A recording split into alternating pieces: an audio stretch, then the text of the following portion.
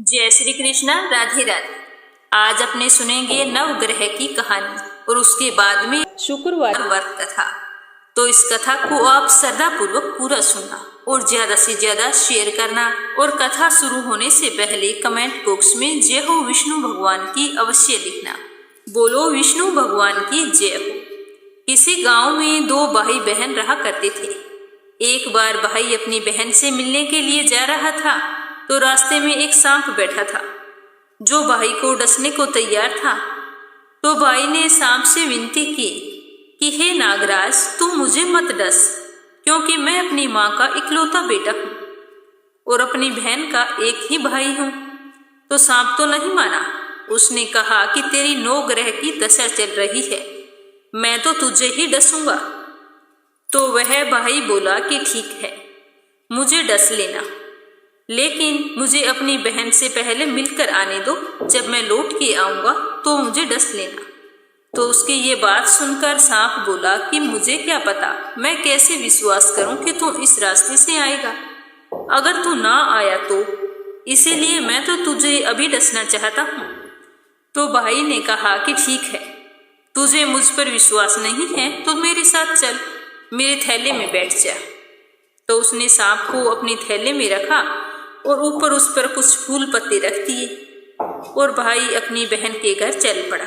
चलते चलते अपनी बहन के घर पहुंचा। उस समय उसकी बहन 9 ग्रह की कहानी कह रही थी। तो बहन ने कहा कि भाई तू पहले बैठ जा, पहले मेरी कहानी पूरी हो जाए, फिर दोनों बात करेंगे। तो इस तरह बहन ने कहानी कहनी शुरू की और भैया ने सुननी शुरू कर दी। जीव की, जानवर की, हाथी की, घोड़े की, भाई बहन की, घर के धनी की, लड़की के जवाई की, देवरानी की, जेठानी की, सास ससुर की, संग सहेलियों की, सबके 9 ग्रह शांत हो जाओ। ग्रह चाले 8 पग, बंदा चाले 4 पग, सांप बिच्छू भंवरे सब आग में जल जाए। कहानी कहकर बहन खड़ी हो गई। बहन ने भाई की सुध ली और कहा कि भाई इस थैले में क्या लाया है। तो भाई बोला कि बहन कुछ नहीं लाया हूं। लेकिन बहन ने तो जबरदस्ती अपने भाई से थैला छीन लिया और खोल कर देखा तो उसमें तो बेल पत्ते व फूल, केले, संतरे, फल, मिठाई आदि बन गए और जो सांप रखा था वह हार बन गया। केले संतरे उसने अपने बच्चों को दे दिए और हार खुद पहन लिया। हार पहनकर जब वो घर से बाहर आई तो भाई बोला कि बहन तू तो बहुत गरीब थी, फिर ये इतना महंगा हार तू कहाँ से पहन कर आई है। तो वो बोली कि हाँ भैया, मैं तो गरीब थी और गरीब ही हूँ। ये हार तो तुम ही अपने थैले में रख कर लाए थे, वही हार मैंने पहना है, खुद ही लेकर आए और खुद ही पूछ रहे हो। तो भाई को यह सुनकर बड़ा ही आश्चर्य हुआ। उसने कहा कि थैले में तो मैं अपनी मौत का सामान लाया था, ये हार तो मैं तेरे लिए नहीं लाया था। फिर उसने कहा कि मेरे थैले में तो सांप था, तेरी कहानी कहने से यह सांप हार में बदल गया। भाई बोला यह तेरे भाग्य से आया है, इसीलिए तुम ही इसे रख लेना। तो बहन ने भाई से कहा कि भाई तेरी 9 ग्रह की दशा चल रही है, तुम घर जाकर भाभी से कहना कि वो 9 ग्रह की कहानी कहेगी। तो भाई घर पहुंचा और अपनी पत्नी से कहा कि मेरी 9 ग्रह की दशा चल रही है, इसीलिए हम 9 ग्रह की कहानी कहेंगे। तो भाई पत्नी से बोला कि तुम कहे मैं सुनूंगा, मैं कहूँ तू सुनना। चावल चीनी के दाने ला, लोटा भरकर पानी ला। तो उसकी पत्नी एक लोटे में चावल व चीनी के दाने डालकर ले आई। कहानी कही जीव की, जानवर की, हाथी की, घोड़े की, कुत्ते की, बिल्ली की, देवरानी की, जेठानी की, सास की, ससुर की, घर के धनी की, बहन की, भाई की, सबके 9 ग्रह शांत हो जाए। ग्रह चले 8 पग, बंदा चले 4 पग, सांप बिच्छू भंवरे सब आग में जले। आज वार, रविवार, सोमवार, मंगलवार, बुधवार, बृहस्पतिवार, शुक्रवार, शनिवार, 7 वारों को नमस्कार। धरती माता को नमस्कार, 9 ग्रह को नमस्कार। जैसे 9 ग्रह की दशा बहन भाई की उतरी, वैसी सबकी उतारना। तो ये थी 9 ग्रह की कहानी। इसे 7 वारों को नियम पूर्वक सुनना चाहिए। जिससे आपकी कुंडली में अगर 9 ग्रह शांत नहीं है तो इस कहानी को सुनने से आपको आने वाली समस्याओं से निजात मिलेगी। संतोषी माता का व्रत शुक्रवार के दिन किया जाता है। यह व्रत समस्त मनोकामनाओं को पूर्ण करने वाला है। संतोषी माता के व्रत को 16 शुक्रवार तक लगातार करके उसके बाद में मनोकामना पूर्ण होने पर इसका उद्यापन कर देना चाहिए। जब भी आप शुक्रवार का व्रत रखें तो ध्यान रखें कि खटाई बिल्कुल भी ना खाएं। मनोकामना पूर्ति के लिए किए जाने वाले शुक्रवार के व्रत में सबसे पहले गणेश जी भगवान की पूजा करनी चाहिए और गणेश भगवान से अपनी मनोकामना पूर्ण करने के लिए कहें। उसके बाद रिद्धि सिद्धि की पूजा करें और बाद में शुक्रवार व्रत कथा सुननी चाहिए। तो आइए अपने मंगल जीवन की कामना करते हुए शुरू करते हैं संतोषी माता व्रत कथा। शुभारंभ करते हैं गणेश जी की कहानी से। बोलो गणेश गजानन की जय हो। एक गांव था जिसमें एक सेठ जी अपने परिवार के साथ रहा करते थे। सेठ जी का बहुत ही बड़ा कारोबार था। सेठ जी गणेश जी की पूजा में पूरा ही विश्वास रखते थे। बड़ी श्रद्धा भाव से गणेश जी की पूजा किया करते थे, जिसके कारण सेठ जी के घर में अन्न धन की कोई भी कमी नहीं थी। वो सदैव भरे रहते थे। उनके जीवन में कभी भी किसी प्रकार की कोई कठिनाई नहीं आई। नित्य प्रतिदिन नियम अनुसार वो रोजाना नदी पर स्नान करने जाते और आकर गणेश जी की पूजा करते, फिर उन्हें भोग लगाते, उसके बाद में ही स्वयं भोजन करते। लेकिन यह बात सेठानी को बिल्कुल भी अच्छी नहीं लगती। वो धार्मिक नहीं थी और ना ही ईश्वर में विश्वास रखती थी। एक बार सेठानी ने सोचा कि यह इतना गणेश जी को मानते हैं, गणेश जी की पूजा करने से क्या होता है, मैं तो मानती नहीं हूँ। आज देखती हूँ कि वो गणेश जी की पूजा कैसे करते हैं। तो यह सोचकर जब दूसरे दिन सेठ जी नदी पर स्नान करने के लिए जाते हैं तो सेठानी जी पीछे से गणेश जी की मूर्ति को उठाकर कपड़े से ढककर बगीचे में ले जाकर जमीन में दबा देती है। जब सेठ जी स्नान करके नदी से घर पर आते हैं तो देखते हैं कि गणेश जी की मूर्ति नहीं है मंदिर में। तो वो सेठानी से पूछते हैं कि गणेश जी की मूर्ति मंदिर में नहीं है, कहाँ गई? तो सेठानी बोलती है कि मुझे मालूम नहीं। सेठ जी ने घर में इधर उधर सारे मूर्ति को बहुत ढूंढा, लेकिन मूर्ति तो नहीं मिली, तो मूर्ति को भोग नहीं लगा पाए। इसीलिए सेठ जी ने खुद भी अन्न जल का त्याग कर दिया और गणेश जी से प्रार्थना करने लगे कि हे प्रभु, मुझसे कौन सी गलती हो गई जो आप मुझसे नाराज होकर मुझे छोड़कर ही चले गए। अगर आप अपनी कृपा दृष्टि मुझ पर बरसाते हो तो हे प्रभु मुझे दर्शन दीजिए। तो सेठ ने मन ही मन सोचा कि जब तक मुझे गणेश जी की मूर्ति नहीं मिल जाती, मुझे दर्शन नहीं दे देते, तब तक मैं अन्न जल का त्याग करता हूँ। तो उस दिन पूरा दिन ऐसे ही निकल गया। शाम को सेठ जी भूखे प्यासे सो गए।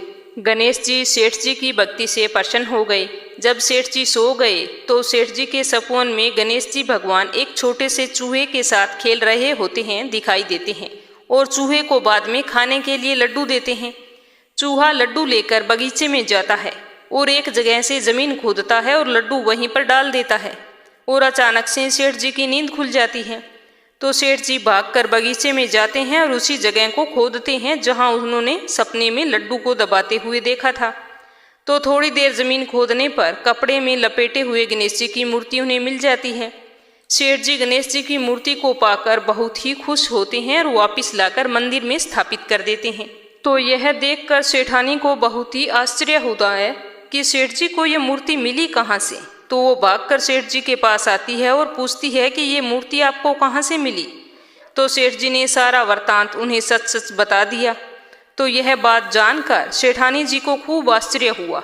सेठानी जी के मन में श्रद्धा और विश्वास जाग गया और मन ही मन गणेश भगवान का स्मरण करते हुए उनकी सच्ची भक्त बन गई और सेठ जी को सारी सच्चाई बता दी और कहा कि मुझसे बहुत ही बड़ा अपराध हो गया था। अब से हम दोनों पति पत्नी प्रेम सहित गणेश जी भगवान की पूजा आराधना किया करेंगे। उनकी पूजा में कभी भी कोई कमी नहीं आने देंगे। यह सुनकर सेठ जी बहुत ही प्रसन्न हो गए और दोनों पति पत्नी गणेश जी को प्रणाम करते हुए बोले, बोलो गणेश गजानन की जय हो। हे गणेश भगवान, जैसी कृपा आपने सेठ और सेठानी पर की वैसी हम पर भी करना। कहानी कहने वाले पर, कहानी सुनने वाले पर सभी की सारी मनोकामनाएं पूर्ण करना। अब सुनेंगे संतोषी माता व्रत कथा। बोलो संतोषी माता की जय हो। एक बुढ़िया थी, उसके 7 पुत्र थे। 6 कमाने वाले थे और एक निकम्मा था। वह कोई भी काम काज नहीं करता था। बुढ़िया माँ जब 6 पुत्रों की रसोई बनाती तो उन्हें बड़े प्यार से भोजन कराती। उसके पीछे जो भी उनकी जूठन बचती उसको इकट्ठा करके 7वें बेटे को दे देती। परंतु वह तो भोला भाला था, मन में कोई भी विचार नहीं करता। एक दिन वह अपनी बहू से बोला कि देखो मेरी माता का मुझ पर कितना प्रेम है, मुझे कितने प्यार से खाना खिलाती है। तो उसकी बहू बोली, हाँ हाँ क्यों नहीं, सबका जूठा बचा हुआ जो तुम्हें खिलाती है। तो वह बोला कि ऐसा कभी नहीं हो सकता, मेरी माँ ऐसा नहीं करती। तो उसकी पत्नी बोली कि तुम्हारी माँ तो ऐसे ही करती है। तो वह बोला कि जब तक मैं अपनी आंखों से ना देख लूं मैं मान नहीं सकता। तो बहू ने हंसकर कहा कि जब आंखों से देख लोगे तब तो मानोगे। कुछ समय बाद एक बड़ा त्योहार आया। घर में 7 प्रकार के भोजन और चूरमा के लड्डू बने। वह यह देखने के लिए सिर दर्द का बहाना बनाकर रसोई में पतला कपड़ा ओढ़कर सो गया और कपड़े में से सब कुछ देख रहा था। एक एक करके उसके 6 भाई भोजन करने के लिए आए तो उसने देखा कि माँ ने उनके लिए सुंदर सुंदर आसन बिछाए हैं, 7 प्रकार की रसोई परोसी है और बड़े ही आग्रह से उन्हें भोजन करवा रही है। वह चुपचाप देखता रहा। जब सारे भाई भोजन करके चले गए तब उसकी माँ ने उन जूठी थालियों में से सारी जूठन को इकट्ठा किया और एक बड़ा सारा लड्डू बनाया। जूठन साफ करके बुढ़िया ने अपने बेटे को पुकारा और कहा कि बेटा खड़ा हो जा, भोजन कर ले। देख तेरे सारे भाई भोजन कर गए हैं, अब तू ही बाकी बचा है। उठना, भोजन कब करेगा, तुझे भूख लगी होगी।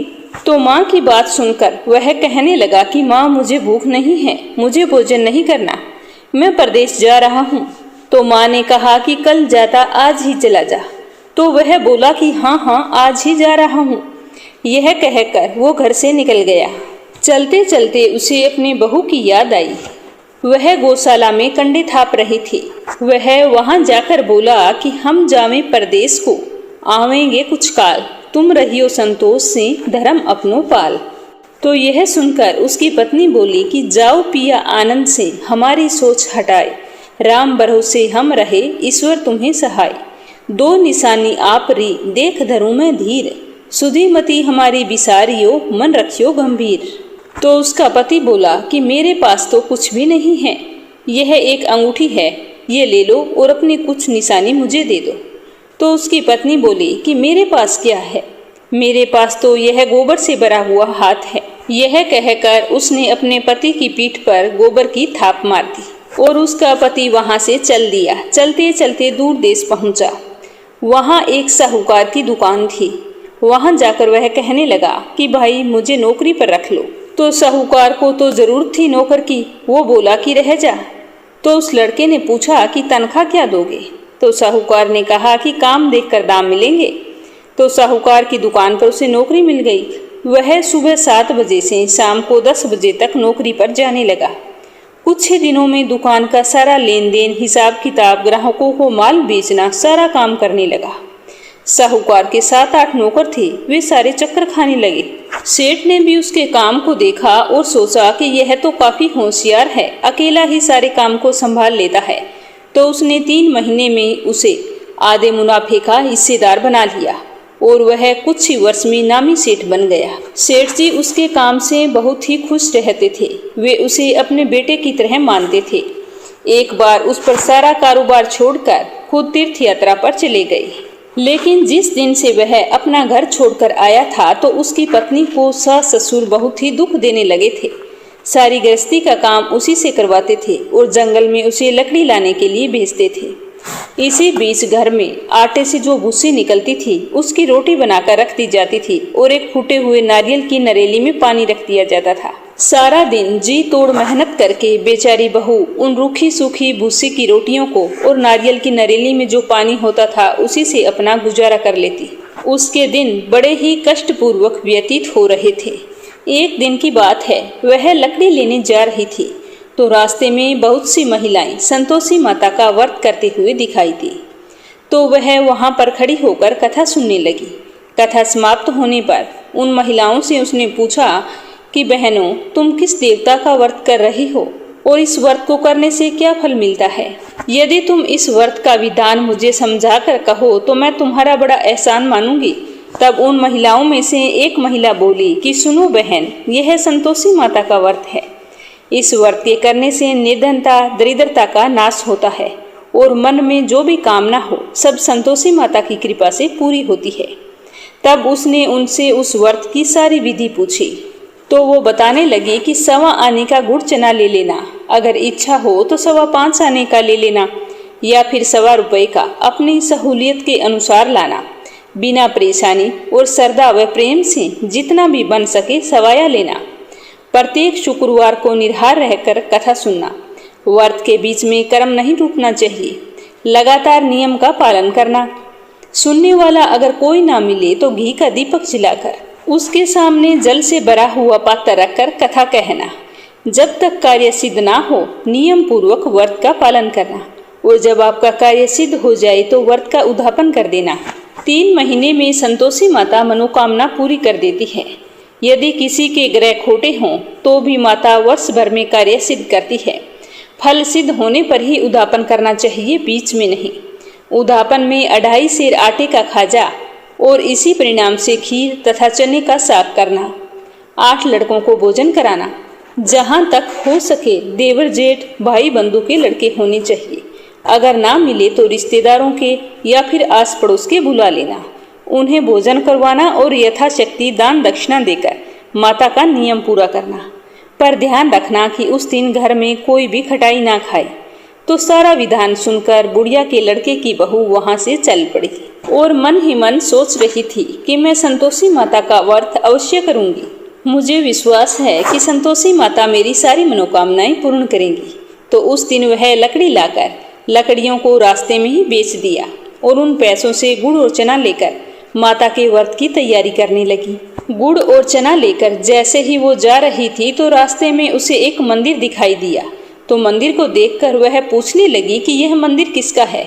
तो सारे लोग कहने लगे कि ये तो संतोषी माता का मंदिर है।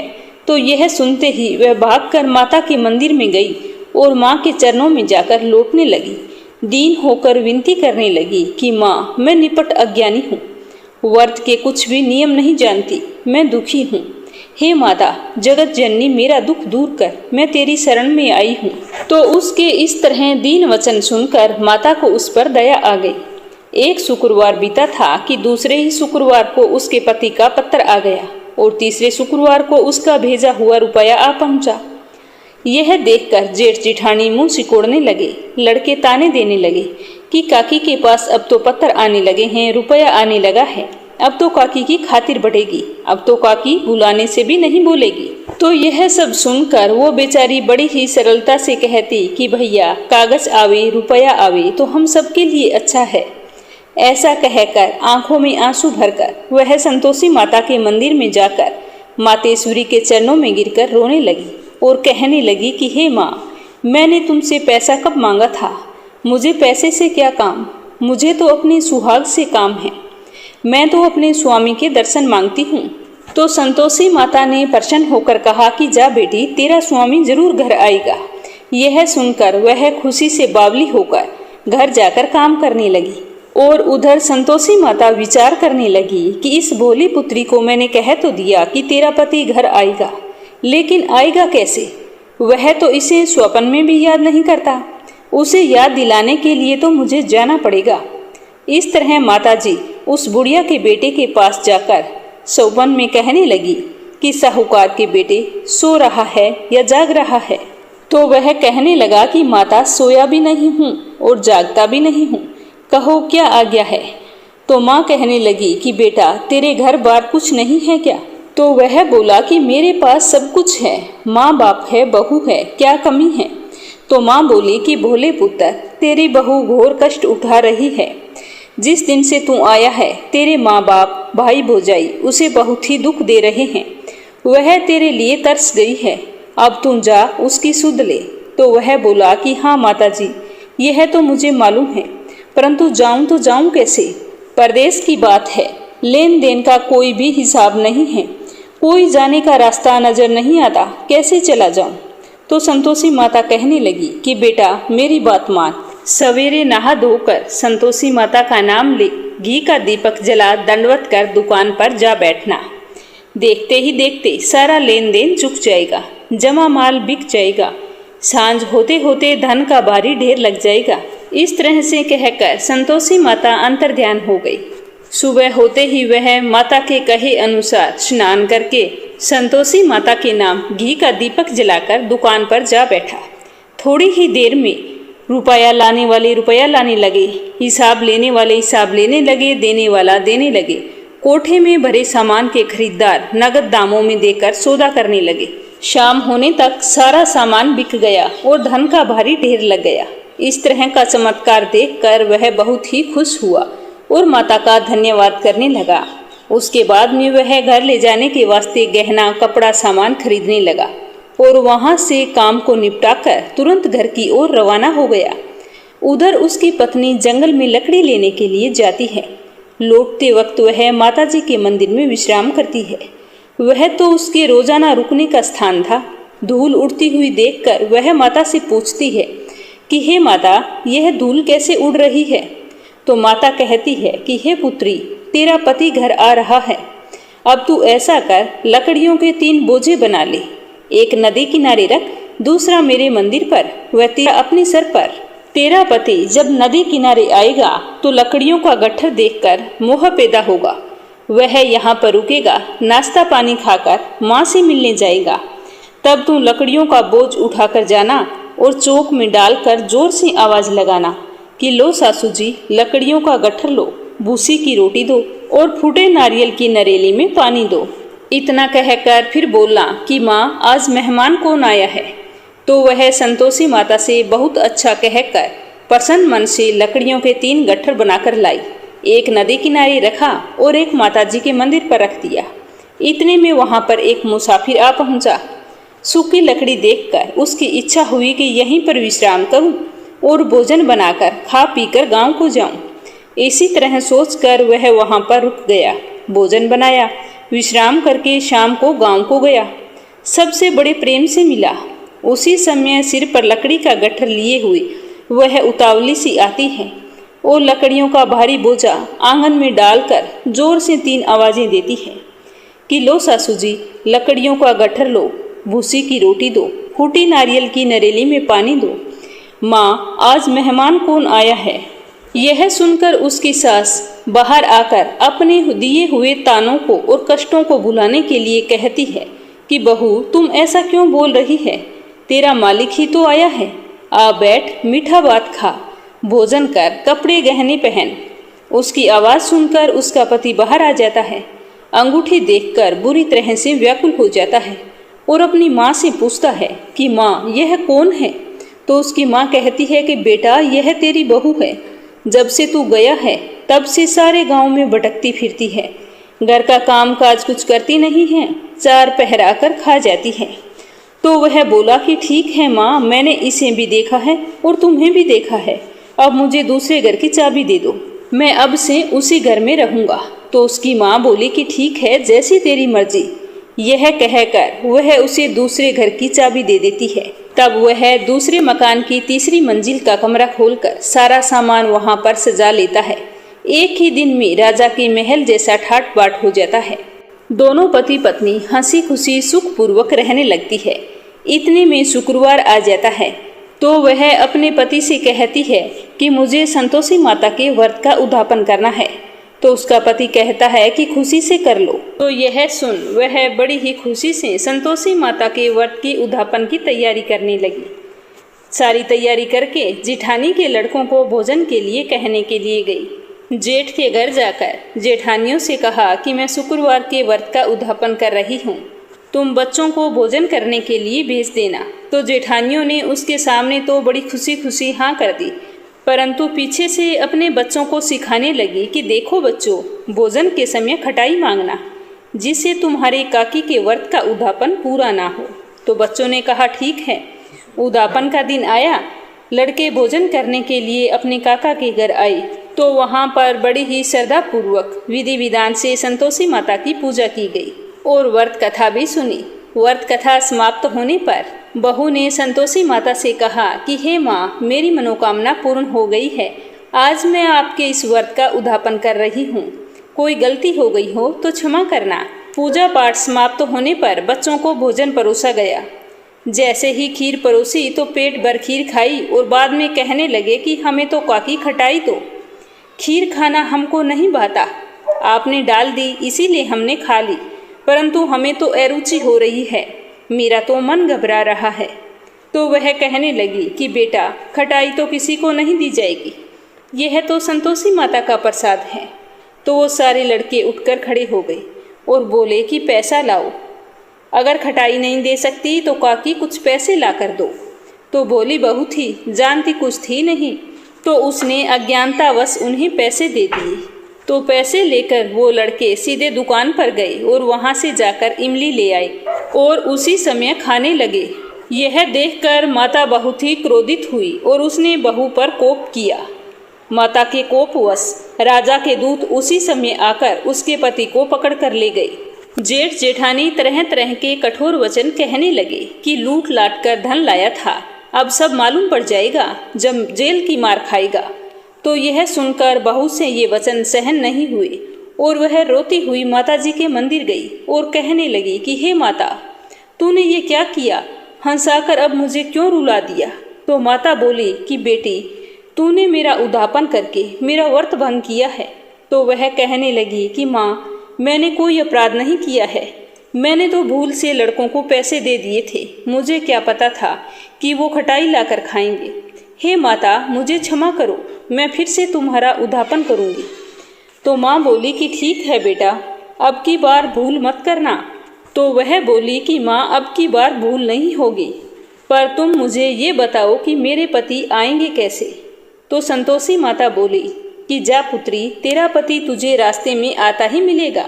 तो यह सुनकर वह बड़ी ही खुशी से घर की ओर चल पड़ी। रास्ते में उसका पति आता हुआ दिखाई दिया तो उसने पूछा कि आप कहाँ चले गए थे।